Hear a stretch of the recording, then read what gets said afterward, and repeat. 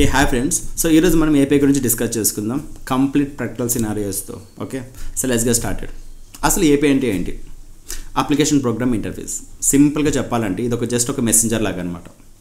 రెండు యాప్స్ కలిసి మాట్లాడుకోవాలంటే మధ్యలో ఒక మెసెంజర్ ఉండాలి కదా, వాడే ఏపీఐ. సో ఒక రియల్ టైమ్ ఎగ్జాంపుల్ చూద్దాం. ఒక బుక్ మై షోలో మూవీ టికెట్ బుక్ చేద్దాం అనుకో. యాప్లో మూవీ సెలెక్ట్ చేస్తాం, షో టైం సెలెక్ట్ చేస్తాం, సీట్స్ కూడా సెలెక్ట్ చేస్తాం. కానీ ఆ డీటెయిల్స్ అన్నీ కూడా థియేటర్కి ఎవరు చెప్తారు? ఇక్కడ మనకు వస్తుంది ఏపీఐ. అంటే ఏపీఐ ఒక బ్రిడ్జ్ లాగా పనిచేస్తూ బుక్ మై షో యాప్ని థియేటర్ సిస్టమ్తో కనెక్ట్ చేస్తానమాట. డిఫరెంట్ టైప్స్ ఆఫ్ ఏపీఐస్ ఉంటాయి, మనకి ఒక్కొక్క ఏపీఐ అనమాట. మన బుక్ మై షో ఎగ్జాంపుల్లో థియేటర్ ఏపీఐని యూజ్ చేస్తాం, ఎందుకంటే టికెట్ బుక్ చేయాలి కదా. అలానే ఇప్పుడు వెదర్ డీటెయిల్స్ కావాలనుకున్నాం, మనకి ఏం ఇన్ఫర్మేషన్ కావాలో ఆ టైప్ ఆఫ్ ఏపీఐ అనేది మనం యూజ్ చేస్తామన్నమాట. అసలు ఎందుకు యూజ్ చేస్తాం ఏపీఐ అనేది? ఏపీఐస్ ఎందుకు యూజ్ చేస్తారంటే ఒక చిన్న ఎగ్జాంపుల్ చూపిస్తాను.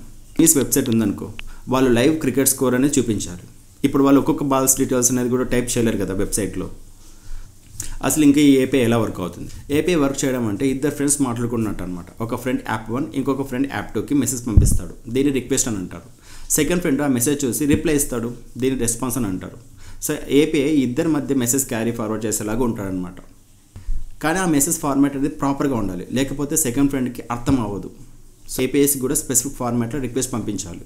దానికోసం JSON ఆర్ XML లాగా పంపించాలన్నమాట, యాప్స్కి అర్థమవుతాయి. సో ఇవి మన టెక్ వరల్డ్లో కమ్యూనికేషన్ ఎక్స్పర్ట్స్ లాగా అనమాట. ఇంకా మనం ప్రాక్టికల్గా కావాలనుకుంటే నన్ను కమెంట్ బాక్స్లో అడగండి, షార్ట్గా ఇంకొక వీడియో చేస్తాను ప్రాక్టికల్ సినారియోస్తో. See you on next video. Thank you, bye.